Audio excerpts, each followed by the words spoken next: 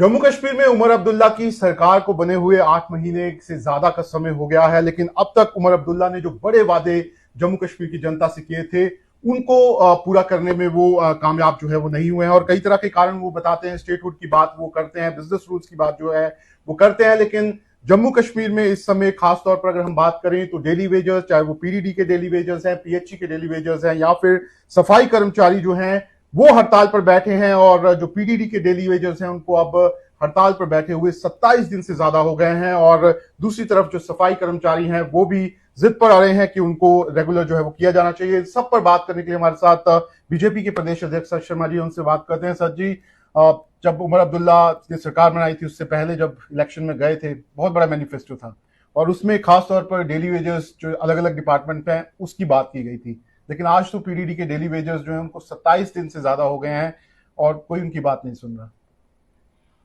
8 महीने के अंतराल में नेशनल कॉन्फ्रेंस ने कुछ नहीं किया।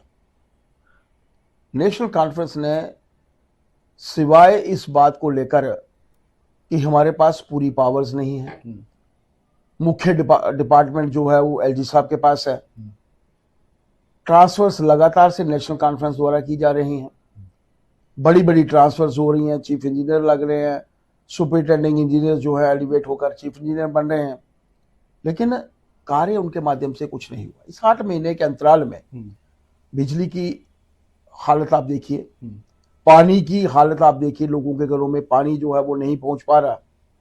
जितने भी बड़े डेवलपमेंट्स के कार्य हुए हैं वो केंद्र के कारण, केंद्र के बीच में आने के बाद हुए। जो ग्रांट्स वहां से आ रही हैं वो केंद्र के माध्यम से आ रही हैं, इनके माध्यम से कुछ नहीं हुआ। इन्होंने सबसे पहले बिजली को लेकर कहा था कि हम लोग अनइंटरप्टेड बिजली देंगे। आप लोगों ने 200 यूनिट्स को लेकर कहा था। किसी भी कार्य के ऊपर ये खरे नहीं उतरे। इन्होंने कहा था कि डेली वेजेस को लेकर आप ये मानकर चलिए कि पूरे जम्मू कश्मीर की जनता जो है वो त्राहिमाम कर रही है, त्राही त्राही कर रही है। वो जानती है कि इन लोगों के एजेंडे के कारण आज यहाँ का जो वातावरण खराब हुआ है तो वो इन लोगों के एजेंडे के कारण हुआ है।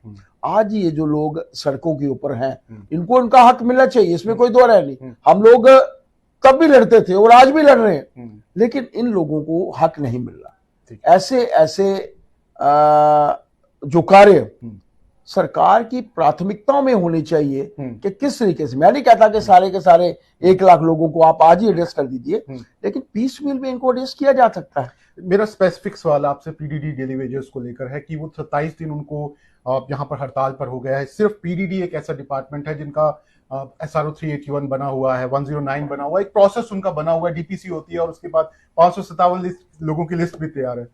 मतलब वो 27 दिन से स्ट्राइक पर बैठे लेकिन कोई उनकी सुन नहीं रहा।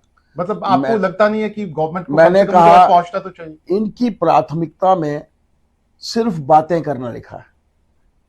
8 महीने का अंतराल, अभी हम लोग इनके कार्यों को लेकर हम लोग चाहेंगे कि व्हाइट पेपर इशू करें कि क्या कार्य इनके माध्यम से हुए हैं, और अगर इनके माध्यम से जो कार्य हुए हैं इनके कंपैरिजन में जब आप ट्रांसफर्स देखेंगे तो ऐसी ऐसी ट्रांसफर्स भी हुई हैं 8 महीने में। इन्होंने कई ऐसे इंडिविजुअल भी आप लोगों के सामने आएंगे, अभी पर्टिकुलरली मेरे पास उसकी डिटेल सामने नहीं है, आपने एक क्वेश्चन पूछा है, जब डिटेल्स आएंगी तो उस समय के अंतराल में आप देखेंगे कि 8 महीने में इन लोगों ने कितनी बार ट्रांसफर जो है इंडिविजुअल्स की है।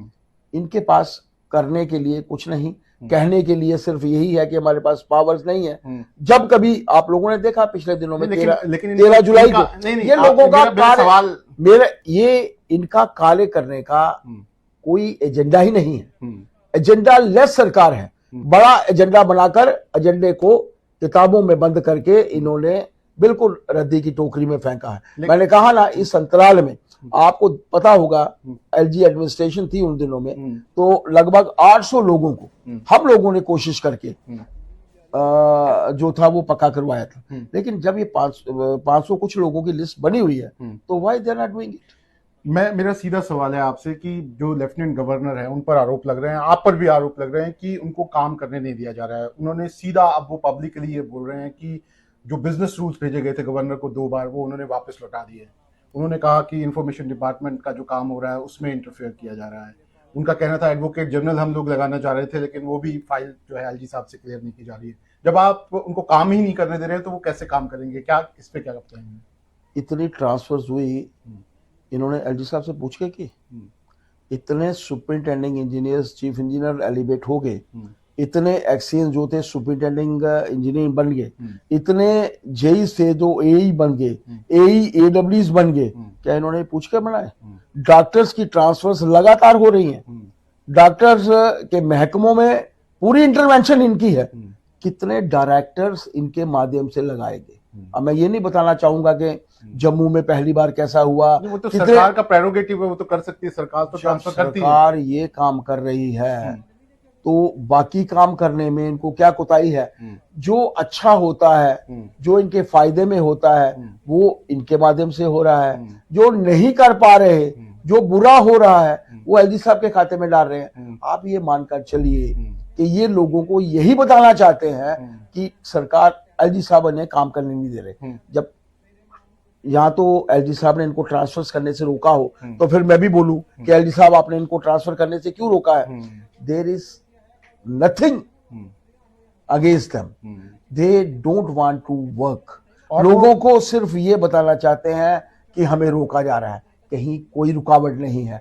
इतनी बड़ी सिक्योरिटी के साथ सीएम साहब जब निकलते हैं तो हमारी गाड़ी साइड पे खड़ी होती है। कभी हमने तो नहीं कहा कि सीएम साहब निकल रहे हैं, हमने कहा ठीक है सीएम साहब निकल रहे हैं तो निकलना चाहिए। से जब भी मतलब वो आए थे सरकार में, तब उनको भी पता था कि वो यूनियन टेरिटरी में चुनाव लड़ रहे हैं, लेकिन जब से वो आए उन्होंने 2-3 महीने देखा, लेकिन लगातार स्टेटहुड, वो चाहते हैं स्टेटहुड की मांग पे वो अड़े हुए हैं। कांग्रेस पार्टी तो यहाँ तक कह गई कि हम लोग सरकार में इसीलिए नहीं गए कि स्टेटहुड नहीं मिला, और आज तो कांग्रेस पार्टी दिल्ली में पहुंच गई है।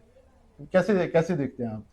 कांग्रेस ने देश के अहित में काम किया, उनके लिए देश प्रायोरिटाइज नहीं, उनके लिए अपना आप सर्वप्रथम है। मैं माता जी लड़ेंगी चुनाव, उनकी बेटी चुनाव लड़ेगी, उनका बेटा चुनाव लड़ेगा, तीनों मेंबर पार्लियामेंट होंगे। परिवारवाद की राजनीति अपनी देश की राजनीति से उन्होंने डिफरेंशिएट किया है। जब प्रधानमंत्री जी ने, एक ऐसा प्रधानमंत्री जिनका कुशल नेतृत्व है, जब उन्होंने कहा है कि उचित समय आने का इंतजार कीजिए, स्टेटहुड मिलेगी, तो क्या जरूरत है हमें वहां जाने की? यहाँ बैठकर हम अपना कार्य नहीं कर सकते? और मुख्यमंत्री जी को लोगों की प्राथमिकता की तरफ ध्यान देना चाहिए। ठीक है, मेरा सीधा मतलब लास्ट के मेरे 2 सवाल हैं। पहले ये कि आपसे भी शिकायत है पीडीडी डेली वेजर्स या सफाई कर्मचारियों की, बीजेपी के में आप भी तो 28 लोग जीते हो, कोई भी उनके पास नहीं पहुंचा, क्यों आप लोग नहीं पहुंचे उनके पास? पहुंचेंगे हम लोग, जाएंगे हम लोग। और तुम्हारा ही हाथ हो चुका है एक और न्यू फ्रेश वीडियो के साथ। गाइस वीडियो को पूरा वॉच कर लेना और आगे अपने डेली वेजर भाई जितने भी डिपार्टमेंट्स में काम करते हैं सब तक ये वीडियो पहुंचनी चाहिए। और आपके पास जितने भी ग्रुप्स हैं उन सभी ग्रुप्स में वीडियो को शेयर कर देना और चैनल को कर देना लाइक और वीडियो करना ज़्यादा से ज़्यादा शेयर, ताकि हमारे जितने भी भाई हैं उन सबको इंसाफ मिल सके। ठीक है, और गाइस ऐसे ही न्यू फ्रेश अपडेट पाने के लिए गाइस मेरे इस चैनल को सब्सक्राइब कर लेना। आ रहा है। तो गाइस आज की वीडियो फिलहाल इतने ही, तब तक के लिए जय हिंद जय भारत। और गाइस मिलते हैं कोई न्यू फ्रेश अपडेट के साथ, तब तक चैनल पे बने रहें, अपना ध्यान रखें। सो गाइस मिलते हैं कोई न्यू फ्रेश वीडियो के साथ।